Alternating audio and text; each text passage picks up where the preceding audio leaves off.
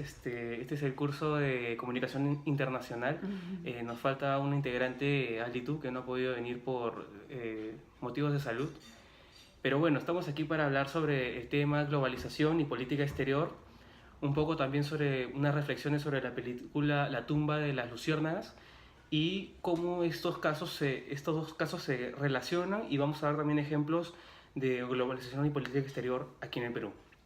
Por ejemplo, yo entiendo a primera mano que la lectura de Olortegui trata de hablarnos sobre lo importante que ha sido siempre la política exterior, y ahora con la ventaja de la herramienta de la globalización, poder fortalecer esta actividad, y no solo fortalecerla sino fomentarla, porque no solamente va a traer, digamos, desarrollo a los países que intervengan en este tipo de globalización de la política exterior, sino también será un beneficio mundial, global.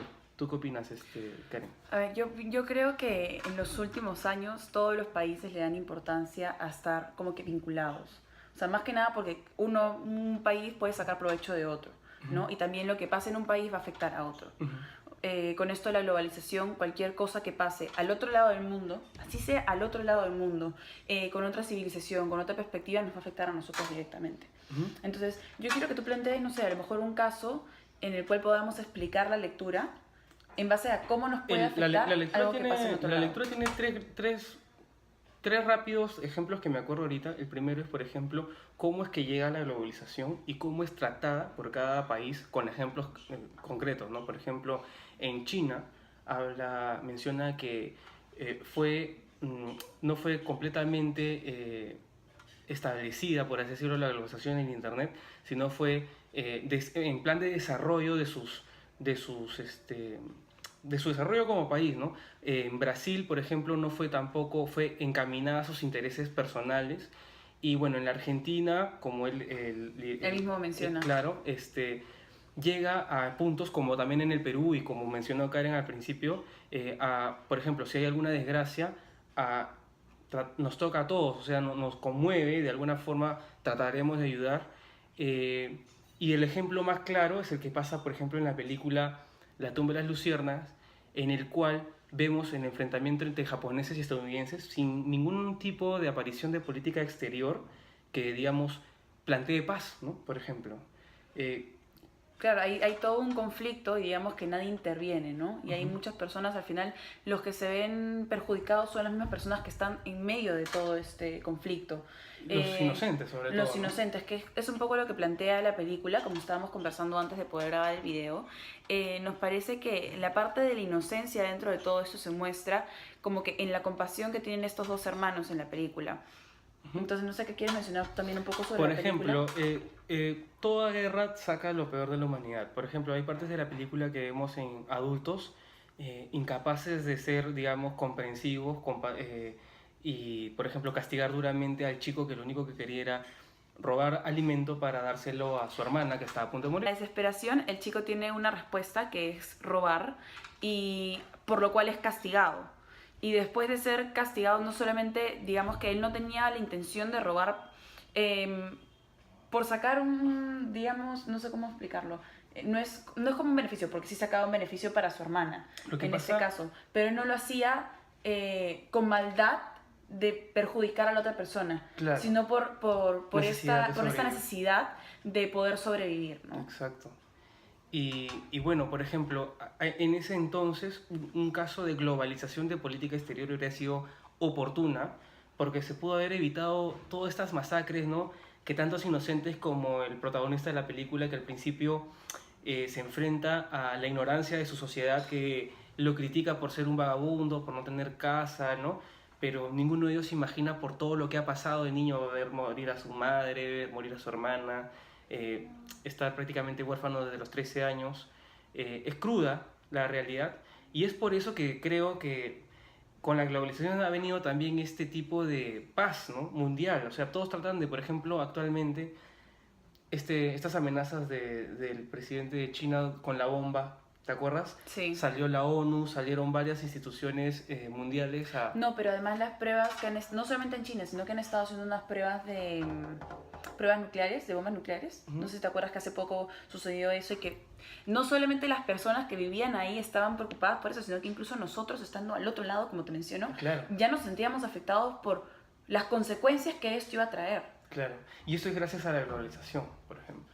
Claro, digamos que esta información no llega en cosas de minutos. O sea, ni siquiera se podría decir minutos, en verdad, segundos. Apenas está pasando y ya tenemos la información de la mano. Un caso puntual de la película era, por ejemplo, cuando varios familiares o amigos conocidos del niño le decían, oye, escríbele a tu padre, ¿no? Por lo que está pasando. O informen, ¿no? Informar, simplemente informar. Y qué difícil era, ¿no? Escribir una carta para que todos estén enterados, ¿no? El chico se entera de las peores formas, creo. Claro. Que está huérfano, está solo, que perdió la guerra a su país. Y son todas esas desventajas que la realidad de la película nos muestra, a diferencia de las ventajas que tenemos ahora y que sabemos que pueden ser herramientas fundamentales para evitar ese tipo de... Claro, la comunicación. Pero digamos que igual, mientras que haya guerra, siempre van a haber intereses políticos, intereses económicos, todo tipo de intereses de por medio. Y siempre va a haber un lado en el cual se va a encontrar beneficiado y otro lado que se va a ver más perjudicado. Entonces yo también creo que eso lo muestra un poco la película, muestra un poco la realidad de qué es lo que sucede cuando hay intereses políticos o económicos de por medio, ¿no? ¿Por qué se dan las guerras? No se dan porque, ay, estoy molesto contigo. No, o sea, Claro. porque entre países no existe tal cosa. Existen intereses de por medio por los cuales entran en conflicto. Y con mucho más ¿No? razón la política exterior ve este tipo de intereses que son egoístas, más que nada, y buscan simplemente guerra, pues, ¿no? Porque va a haber gente que se va a oponer a estos intereses.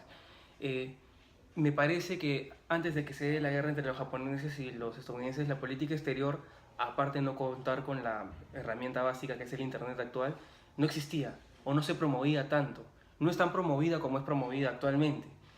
Y antes de eso hay más casos de guerra. Por eso, por ejemplo, actualmente se va a haber alguna guerra, algún tipo de suceso similar y todos saltamos.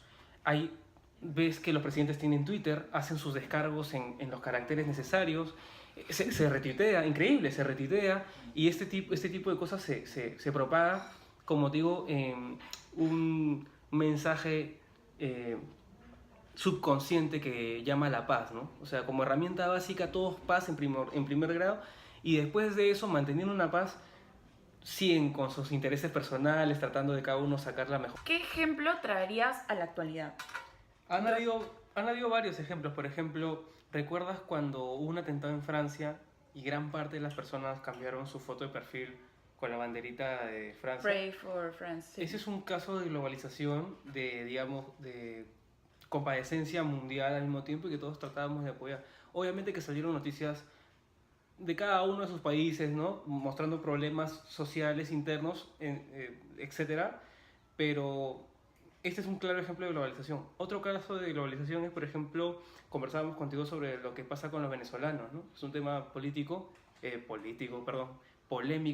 pero hecho simplemente un psicosocial, no es realmente la gran cosa. Pero ¿cómo es que se puede hacer un ejemplo de globalización aquí? De hecho, los venezolanos han tenido acceso a nuestra información económica a través de Internet y por ahí han tomado la decisión, por ejemplo, de emigrar acá que saben que hay oportunidades, ¿no? Nosotros sabemos rápidamente a través del Internet y la globalización por lo que ellos están pasando, digamos, en Venezuela y bueno, también los entendemos, ¿no? Gracias a la globalización. Es más, no solo para salirnos del caso, ¿no?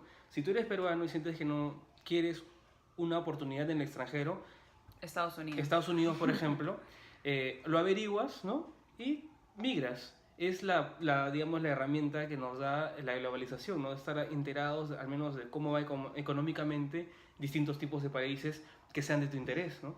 Pero más allá de lo que se habla de los venezolanos, que son una plaga, y todos esos psicosociales creados para vender portadas de diarios y titulares en los reportajes, ¿no?